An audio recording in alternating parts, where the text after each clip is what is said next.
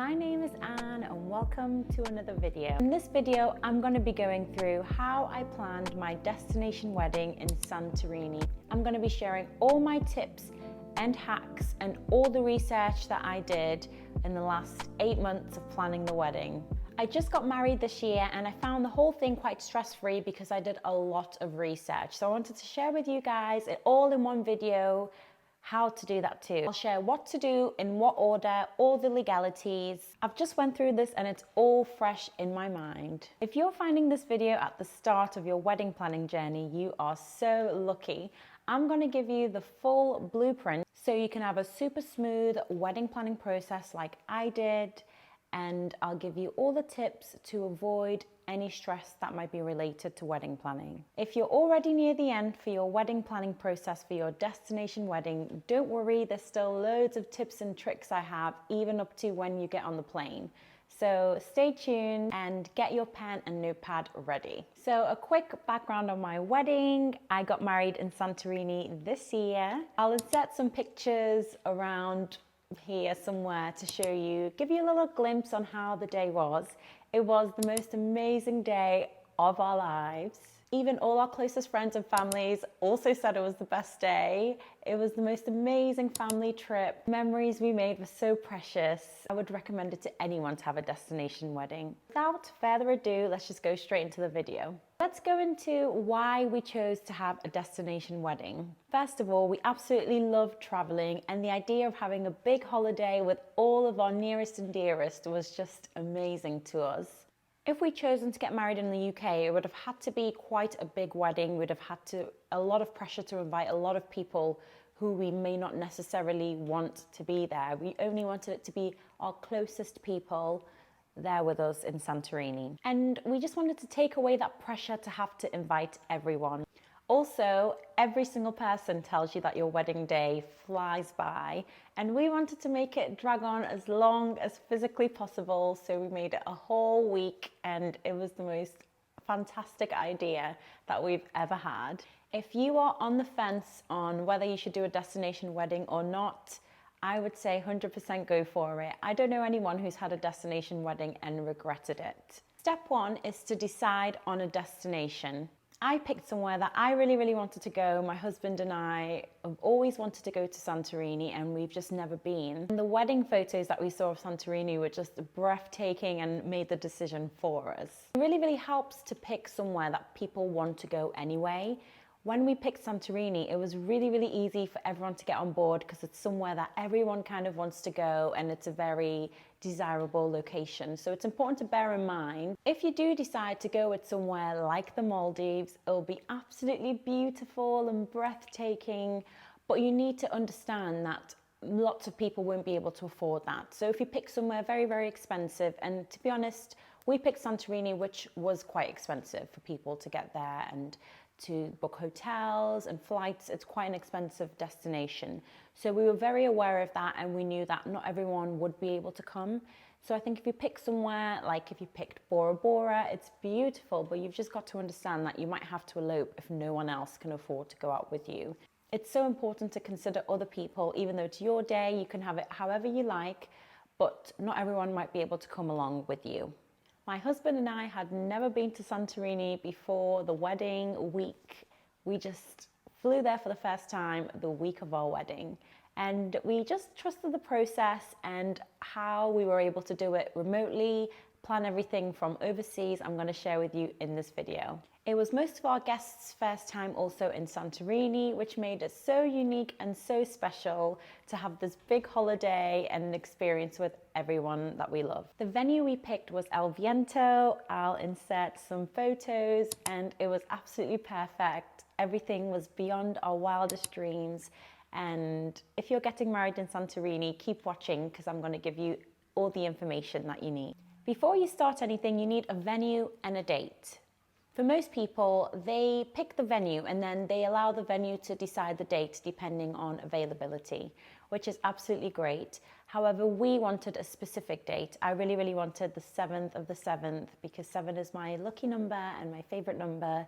So I really wanted it to be the 7th of the 7th, and I was willing to have to wait a year if I needed to.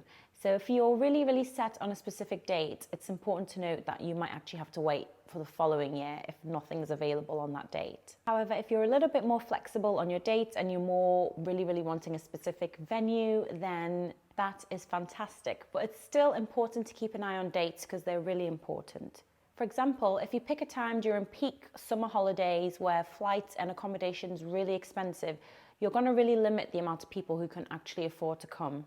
And if you pick any public holidays like Christmas time, New Year's, Valentine's times, these might be times where people might want to actually be with their families and not away at a wedding.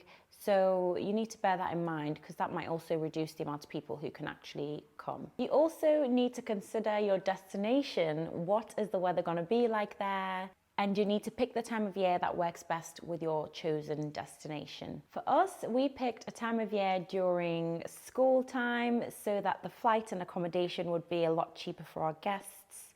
Also, I really wanted that date anyway. And for our family and friends who did have kids, in July in the UK, most schools are kids are just watching TV and there's not really much going on. You finished all your exams already in May and June, so that's why we picked our dates. Before you can book in a venue, the venue will want to know approximately how many guests you're going to have. So you're going to have to sit down with your hubby-to-be and make a list of who you want to invite. And then you need to go through that list, talk to everybody, see what everyone's vibe is, see who's actually wanting to come, who isn't wanting to come. This is before you send any invites or save the date or anything. You need a rough idea of who's actually going to be able to attend. That number will change and that's absolutely okay, that's fine. You just need something rough to start with because everyone's going to be asking you that when you first try and book anything. I did a lot of research and I watched a lot of videos and they said, you know, invite everyone because there's a lot of people who won't be able to go. But we didn't find that. We found that most of our friends and family came. So I don't know about that advice. I think just invite only the people you want there because it's so expensive per head. The less people you have, the better, honestly. It's so expensive. I can't even explain how expensive it is per person. So you don't want to be wasting money on people who are just bodies there. You want people who you truly, really want there, and you want it to be so special between you and your closest people. So prepare for not every single person being able to come. You know, there are some people who might not be able to attend, but for us, we found that the majority of people really wanted to go and were so excited. So don't over-invite. Once you've mentioned it to someone, they're expecting an invitation. So be really mindful of who you mention it to and who you informally invite at the beginning. Another thing to consider before you've even booked anything is whether you want to be legally married in your destination or whether you want to get married in the UK or wherever you're from and then just have a celebration at your chosen destination. For us, we chose to be legally married in Santorini on our actual wedding date. Honestly, it was such a stressful process. And there were a lot of times where I said to my husband, let's just get married here and then fly out, no one will know. But I'm so glad we stuck it through because we would have really regretted it. It was so special to have everyone there on the day that we actually got married, and our anniversary date isn't like confusing, it's just the date when we got married. The realities of trying to get married legally in Santorini was so stressful though, so I'll get into all that a little bit later and make it a bit easier for you if you're getting married in Santorini. But to me, it was really important for us to actually get married on that date in Santorini. It didn't feel good to me. I felt like I would be wasting everyone's time if we were flying all the way there and we weren't even getting married that day.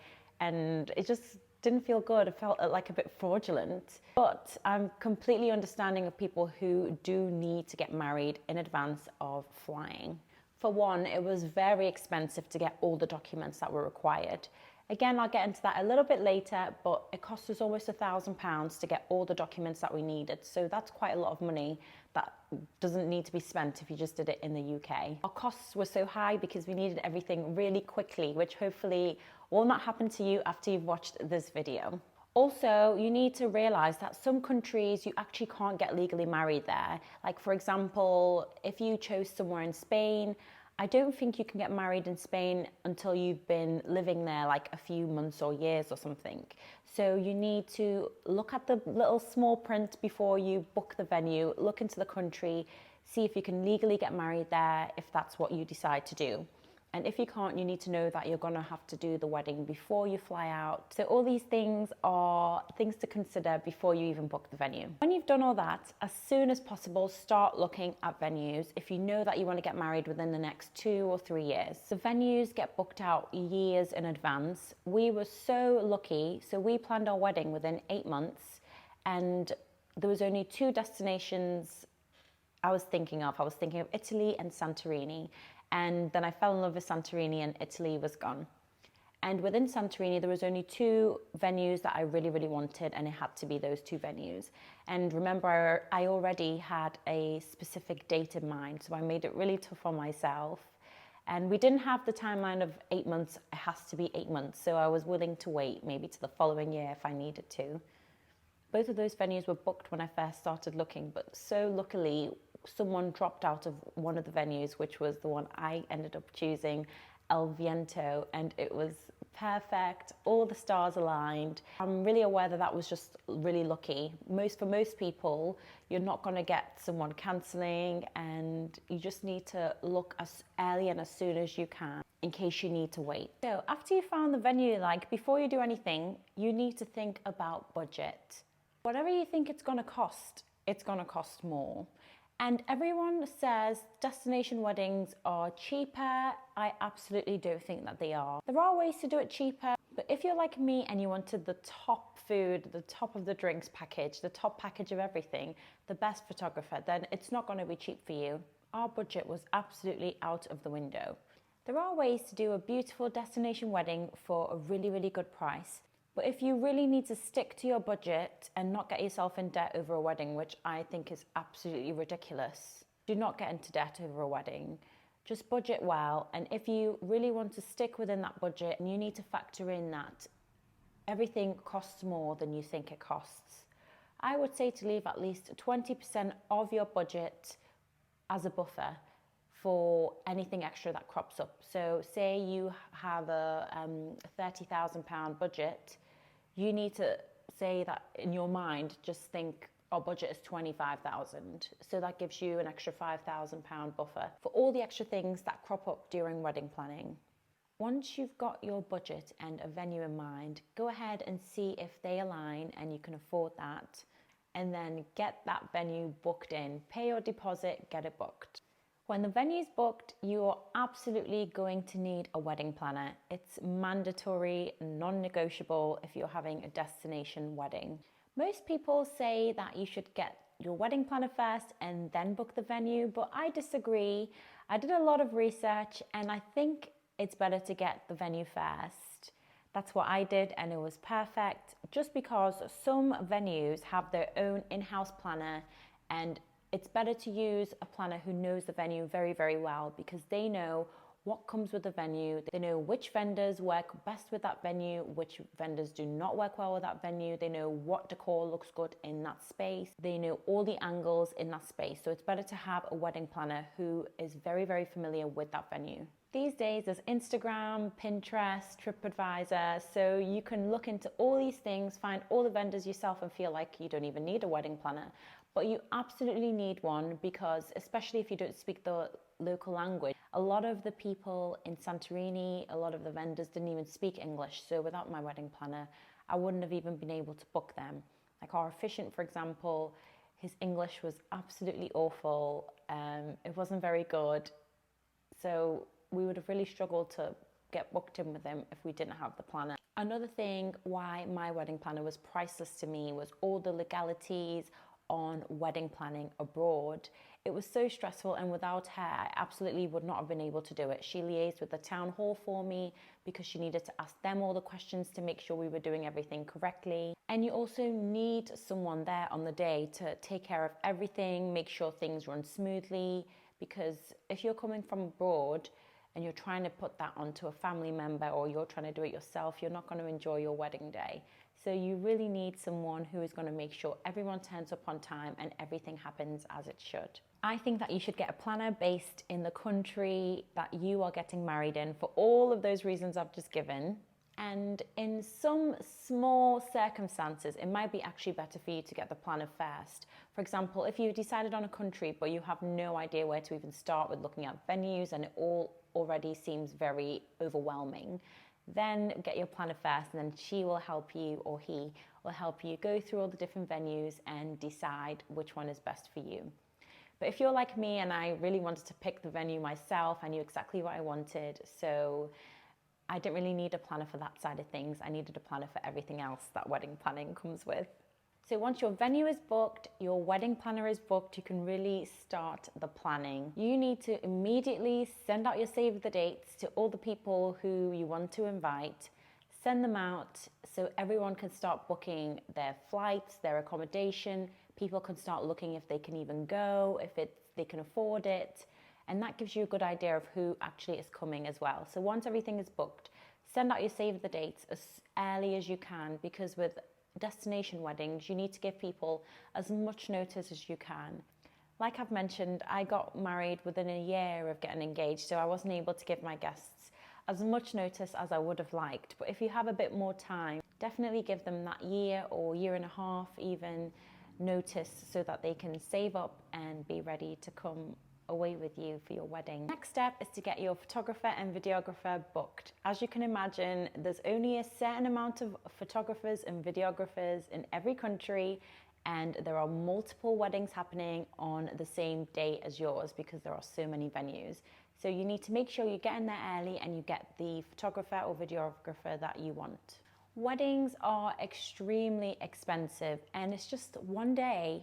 And after the day is gone, you only have your memories and photo and videos to look back on. So I think you should splurge on it. Make sure you get the best photographer you can get and the best videographer, and you won't regret it. I recommend choosing a photo and video team in the country that you're getting married, because they know how to shoot in that climate. They know the sunset times. They've probably already been to that venue a bunch of times, so they know which angles to get the best shots from. So that is my top tip. I know some people fly in their own photographer, but I don't think that's the best thing to do. We absolutely loved our photos. Our photos were done by Art. I was looking at Pinterest and Instagram and everything to find who was going to be the best photographer for me. And I loved Art's style of photos, so we had to get them booked in. They're very expensive, so we only booked them for the photos, but we love them so much. We have no regrets. I'll definitely recommend them, and I'll leave their Instagram somewhere in this video. Please do not skimp on photo and video. For our video, we went with another videographer who was still very expensive, but a little bit more affordable than Art, and we were not very happy because they took forever to get our videos back to us, and we really regretted not just going with Art. I'm not going to mention who the videographer was because I don't want to speak bad on anyone's business. If you are getting married in Santorini and you just want to know, maybe put a comment down below and I'll let you know. But I have to say that when the videos did come, they were very nice and we're so happy with them, but it just took so long to arrive. We had nothing for 4 months. My next tip is that the internet is going to be your best friend. Since you're not actually in that country, you need to use the internet to get all the information you need to make decisions. Even though you've got a wedding planner, you still need to decide what decor you want, what food you want, what drinks you want, what cake you want. You still need to make all those decisions yourself. So the things I used the most were Instagram, location. It's so good to use that because you can see real photos by people and not like website photos or edited, curated Instagram posts by the place. Go on the location and see the real photos. Also use TripAdvisor for real photos. You can look up people's YouTube videos, like people like me who've actually been there and got married there, or lots of different things. So you can use other people's experience to help yourself. You can use Pinterest, and Google reviews is also another really good. You need to make a Pinterest board or some kind of mood board of what vibe you want your wedding to have, what kind of look, what kind of aesthetic you want it to be. So make your Pinterest board, that is the fun part, and send it over to your wedding planner so she knows exactly your vision and she knows what to help with. The next thing I wanted to advise you to do is to make your wedding week an experience. So we flew out on the Monday and our wedding was until the Friday. All our family flew out with us on the Monday and we spent the whole week partying basically. It was absolutely amazing. The lighting's completely changed because the sun has gone down, so sorry about that. I can't control the sun. A lot of people are putting in so much effort to be there for you for your wedding day, so I think the least we can do is to make it an experience for everyone. It's so important to do a pre-wedding party, so the night before the wedding, have a little get together for everyone to get to know each other, everyone to mingle, and also a post-wedding party so that you can properly thank everyone for coming and really have time to talk to everyone. Also, everyone was like besties after the pre-party, so that made the wedding even more fun and even better. And it was so nice to see all our different friends mixing and everyone having a good time together. You're not going to want your wedding day to ever end, so why not extend the fun and make it last a whole week? My next tip, this is so important, when you're booking vendors, make sure you book for less numbers than people who have confirmed that they're coming. They will always add on extra people, but if you want to reduce the number of people, you will still have to pay for that meal or that drinks package or that seat, whatever it is. So you always want to underestimate the amount of people coming, and you can always add people if everyone actually does turn up. It's quite natural that some people might not be able to come. Quite lucky because most of our guests actually were able to make it. We had one of our friends who'd broken up with a boyfriend and he wasn't able to come, but luckily one of our other guests needed to add on their child last minute, so that worked out really well. But it doesn't always work out that way, and some people might have to drop out last minute, so you really need to make sure you say less numbers, and then they can always add on if everyone does end up turning up. I would say that before you do the finalized seating plan, make sure you only include people who have booked their flights and hotel. I think that really helped us because we only included people who had confirmed and they'd said that they were coming and they had booked their flights and booked their hotel. I think that really helped us to avoid any last minute people pulling out. I didn't get that advice anywhere else, so I hope that helps you. My next tip is to remember that people are paying a lot of money and they're coming such a long way to see you get married. So it's really important to treat them well, get them a good drinks package, get them a good food package. You might not want to get the top of every package, but it's really important to at least have drinks, all the drinks included and all food included. In most destinations, you have no choice actually, and you just have to include those things for your guests. But wherever you get the choice, please do include them. I think it's just a courtesy for your guests who've traveled a long way for you. We also had a pre-wedding party and a post-wedding party in which all the drinks and food were included. So that's another thing that helps take the financial pressure away from guests, and they can just enjoy their time while they're there at your wedding events. Next, if hair and makeup is really important to you and you know you want it a certain way, just like I was, then I really think that you should fly out your own hair and makeup artist. It's even better if you can find someone who can do both hair and makeup. That would save you money on having to fly out two separate people. I think you absolutely need a hair and makeup trial. I had 2 hair trials just to get it exactly how I wanted it. For my bridesmaids, I put a lot of effort in and got a really expensive makeup artist in Santorini, and some of my bridesmaids were still not happy with their makeup. So I think it's really risky to just book someone in a country you've never been to. You really, really need a trial, and it's not good enough to wait till the week of the wedding to do the trial, because what do you do if you don't like them then? Then what are you gonna do? So I think it's worth the money. If you like your hair and makeup and you're a glam girly, you need to make sure that you bring your own person to do it for you. Doing your own hair and makeup on your wedding day is just not giving. It's stressful, and I think it's better to just be pampered and relaxed and to be treated like a princess. If you're super lucky and you have a friend or a family member who can do your hair and makeup for you for free, that's the best scenario, because you can save money and you don't have the stress of doing your own. Next, let's talk a little bit about decor. I would say try and keep the DIY projects to a minimum. Don't take anything bulky with you like flowers or like lanterns, big decor items, because you will need to put that all in a suitcase and fly that all to Greece, and then your wedding planner is probably going to charge a little bit extra to put them all out, so your cost savings is probably not that much. However, with small items, you might actually be better off taking your own. When we got a quote for our menus, I was so shocked because I already found the exact menus I wanted on Etsy. And by the way, Etsy is going to be your best friend. Etsy is amazing. It gives you so many ideas. Everything I bought on Etsy, I absolutely loved, and we were so happy we went with them. Back to the menus. We saw exactly what we wanted on Etsy, and when the wedding planner came back with a quote from a local menu person, it was double the price for a design that was awful. So we took our own menus, we took our own name cards because we wanted them as a little favor as well. So little personalized name cards. I'll try and insert some photos on the screen for you.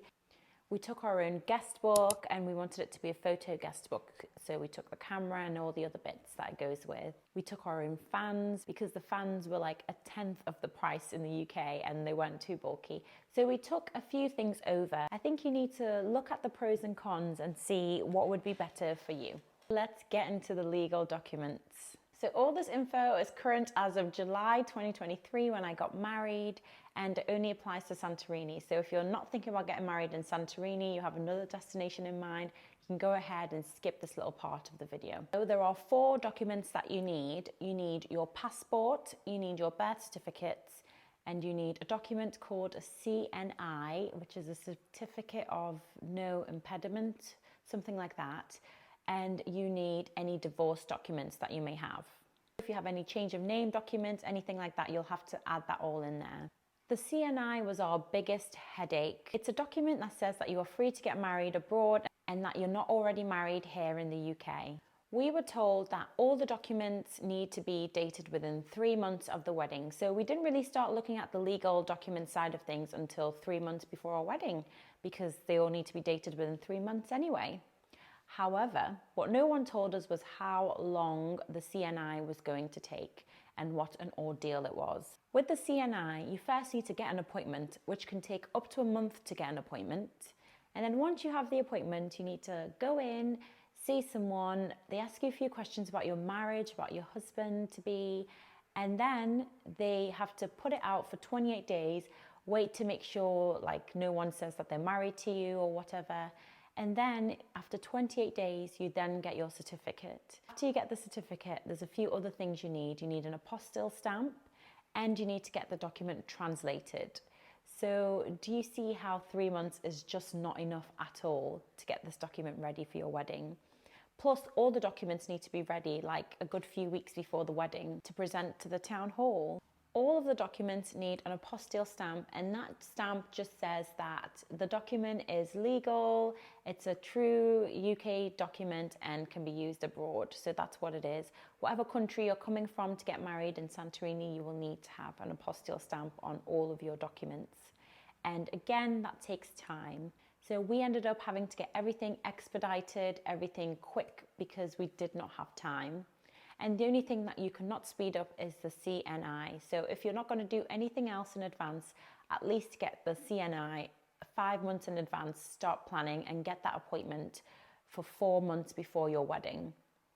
You don't want to get it any earlier because the document needs to be dated within 3 months of the wedding. So work out the timings, make sure that by the time you get the certificate, it's within 3 months of your wedding date. But start looking at getting an appointment earlier. You can always book an appointment in advance, but you can never book an appointment now ASAP. They just don't have any urgent appointments, even though I tried to plead and beg that my wedding was like ASAP. You just go to the back of the list. The apostille stamp and the translations can all be expedited, but it will be at a cost to you, and it's a hefty cost. The only document that doesn't need any stamp or translation is your passport. For your birth certificate, they won't give it back to you after the wedding, so you need to make sure you get a certified copy of your birth certificate from your government. So in the UK, you can just apply on the Gov website and get your certified copy of your birth certificate. It all sounds very simple when I tell you all this information now, but it took me a lot of research to even get this information.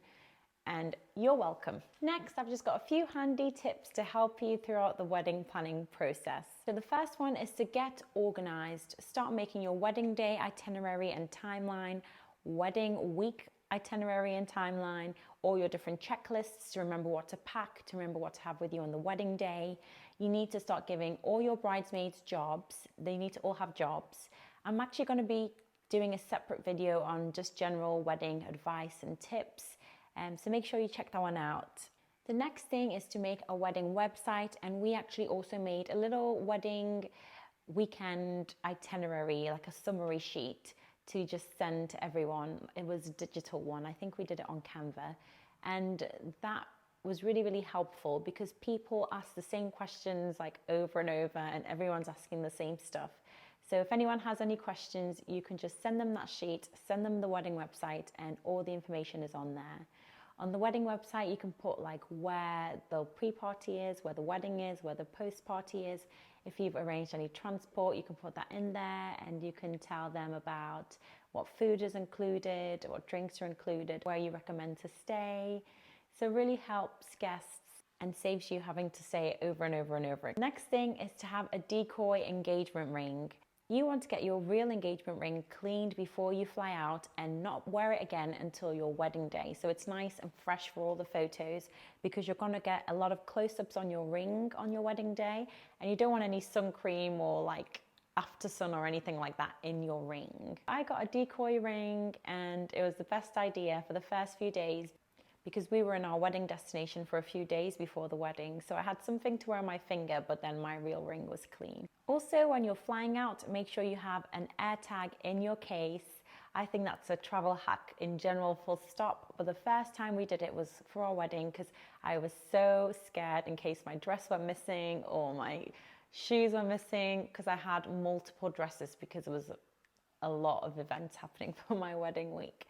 So I couldn't fit everything into one hand luggage. So I had multiple dresses that needed to go in checked luggage, and having the AirTag was just peace of mind to know that they were all gonna arrive, and if they're not there, I at least know where it is to get the airport staff to get it to me ASAP. So it just really helps and gives you that peace of mind. And now we use it every time we travel. Next is, if you can, get your vows and read them in advance if you're getting married abroad. Our officiant, his English was not the best, and it was really funny. My husband kept saying like the wrong thing.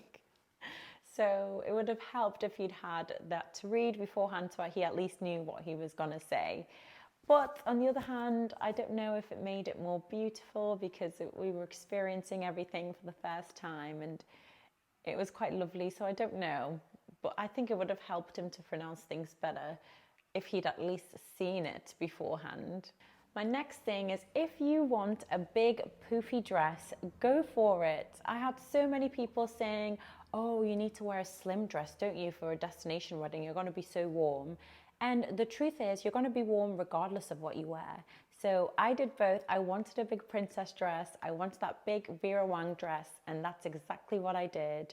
And yes, it was hot, but guess what? When I changed it to my evening dress, I was still hot. So I had both. I had a big dress and I had a slimline dress. You're going to be hot regardless. You're in a hot place. Just put some baby powder on your legs and a lot of deodorant and hope everything goes okay.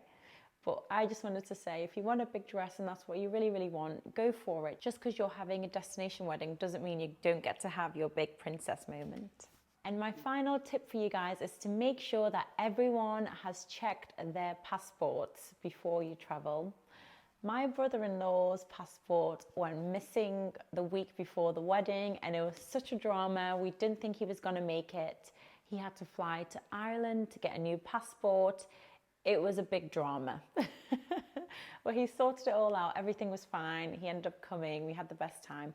But just make sure that everyone's checked their passports like a month or so before the wedding. 3 months before, I messaged everyone to check their passports, but this still happens. So maybe tell them 3 months in advance, and again, like a month in advance, you know, make sure you know where your passport is, make sure you've checked it. And that's it. That's everything I have to give you. I am so excited for you if you're planning your destination wedding. It's going to be the best decision you ever made to get married abroad. You're all going to have a fantastic trip that you'll be talking about for months and years to come. When else are you going to have the opportunity to travel abroad with all your best friends and all your family? If you have any questions at all, leave them in the comments and I'll answer them and help you out. Thanks for watching.